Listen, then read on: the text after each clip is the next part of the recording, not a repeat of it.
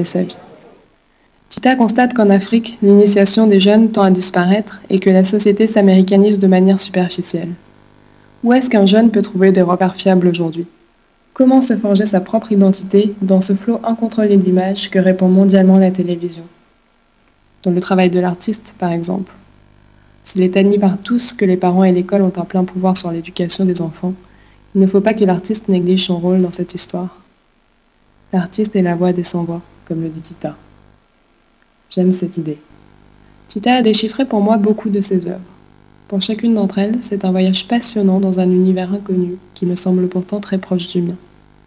Prendre le temps de contempler un grand tableau couleur terre, déchiffrer les symboles un par un, comme cette ligne brisée qui symbolise la ceinture du père. Quand la ceinture est serrée autour du ventre de l'homme, cela fait des plis. L'homme est au travail. Mais quand la ceinture est desserrée, alors là, l'homme crée sa descendance. Et tous les petits ronds, dessinés à l'intérieur, représentent les générations à venir. J'ai un discours en tout cas qui colle avec ce que je fais. L'initié se retrouve ses racines dans mon travail. Mais le non-initié est obligé de poser des questions. Et c'est un plaisir de répondre chaque fois, de dire que voilà, ça signifie ceci, etc. Et les gens sont contents aussi d'apprendre, d'entrer, de faire un voyage avec moi dans cet univers de rêve.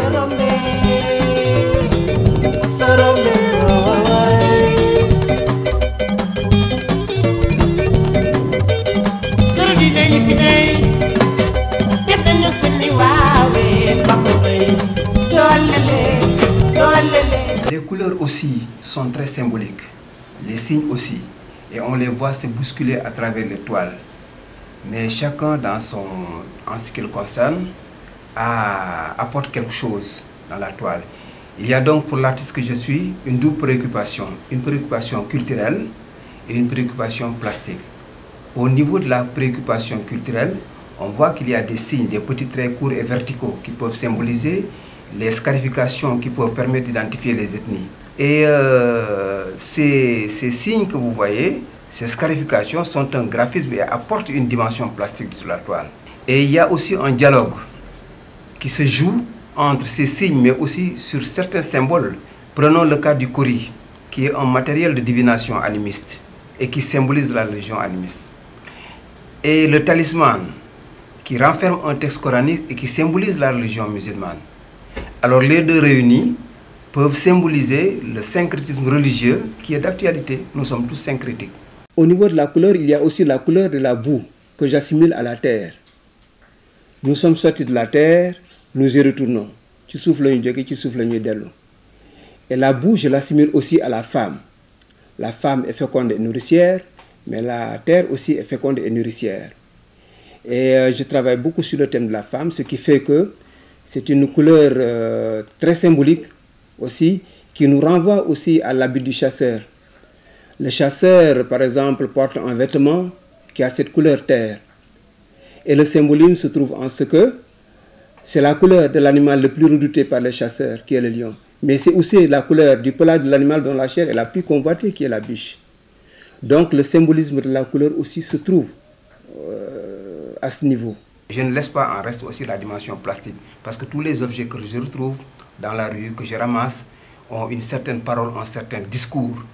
Et leur organisation sur la toile apporte vraiment une autre dimension. Et ça, c'est important pour moi.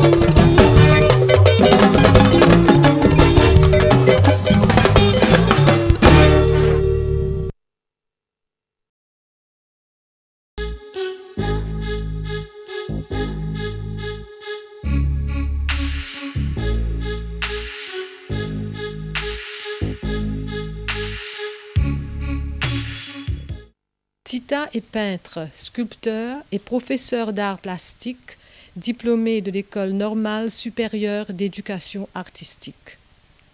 Il anime parallèlement des séminaires de formation à travers les régions du pays dans les domaines que couvrent la teinture, le batik, le bogolan et la sérigraphie. Ce volet social fait partie des activités que mène l'artiste pour soutenir les femmes dans le cadre de la lutte contre le désœuvrement social, la déperdition scolaire et même de la pauvreté. Il a aussi des partenaires étrangers qui sollicitent ses services. Tita est très connu pour ses théâtres en boîte qui ont fait sa renommée et dont les œuvres sont éditées dans plusieurs livres d'art aux États-Unis, en France et en Italie. Ces boîtes, qu'on appelle communément les théâtres en boîte de Tita, m'ont permis de mettre mes deux passions, l'histoire et le théâtre, dans l'espace circonscrit de la boîte et développer tout un réseau de signes et de symboles étroitement liés à l'esthétique africaine et à la tradition. Ainsi, cette boîte que nous avons narre l'histoire de Kocc Barma Fall avec ses Katouf et d'Aoudemba Khourédia Kouli. C'est une histoire qui s'est déroulée en 1620. Et l'histoire retient l'actualité de Kocc parce que Ndiémé, quand Kocc lui disait Ndiémé, root Moubari, ak Sokh Moubari, d'été Magougoune. Et aujourd'hui, on se rend compte qu'on parle du travail lourd des enfants. Et donc, cela prouve que Kocc est un sage aujourd'hui encore très actuel. Tita rend hommage aux tirailleurs sénégalais en rappelant le massacre dont ils ont été victimes le 1er décembre 1944. Tita n'est pas dans l'acquiescement, mais dans la recherche et le questionnement. Ces tableaux sont aussi l'expression d'une analyse critique. Ils expriment la douloureuse mémoire du colonialisme et les souffrances de l'Afrique contemporaine, et tout particulièrement de ses enfants. Les toiles et les sculptures sur les tirailleurs sont de parfaites illustrations, ainsi que Errance avec les talibés dans les daras et les mines antipersonnelles. Héritier de l'islam, il porte un regard plein de déférence sur sa culture.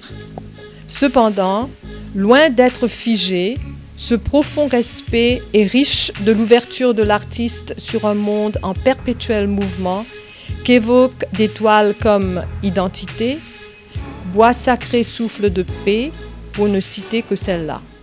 Les œuvres d'un peintre sénégalais, son nom Tita, Caroline Lebout, Samuel Francis. Des couleurs chaudes, de la lumière, des symboles, c'est tout l'univers de Tita qui va vous envoûter jusqu'au 16 avril. Un artiste de talent né à Dakar et qui a pour principale caractéristique des couleurs un peu terre dans ses toiles, comme une nécessité d'un rapport harmonieux avec la nature. Dans chaque toile, Tita tente de nous conter l'histoire de son pays, le Sénégal, et de l'Afrique en général, description d'événements douloureux ou intégration de symboles africains. Tout est là pour comprendre au mieux la culture de ce continent. Tita, c'est un artiste qui se fait témoin de son milieu, de son histoire, de sa tradition. Mais aussi, c'est un artiste ouvert qui se préoccupe un peu de ce monde moderne, ce monde en perpétuel mouvement, qui avance à une vitesse supersonique et qui voit les mœurs se dégrader chaque jour un peu plus. Et je n'ai que mon émotion pour trouver peut-être des solutions. À côté de cette toile, Tita crée également des boîtes, une façon pour lui de réunir ses deux passions, l'histoire et le théâtre. Cet artiste sénégalais est présent avec ses œuvres jusqu'au 16 avril à la Galerie du Crabe de Jedogne. Un beau moment à passer en sa compagnie.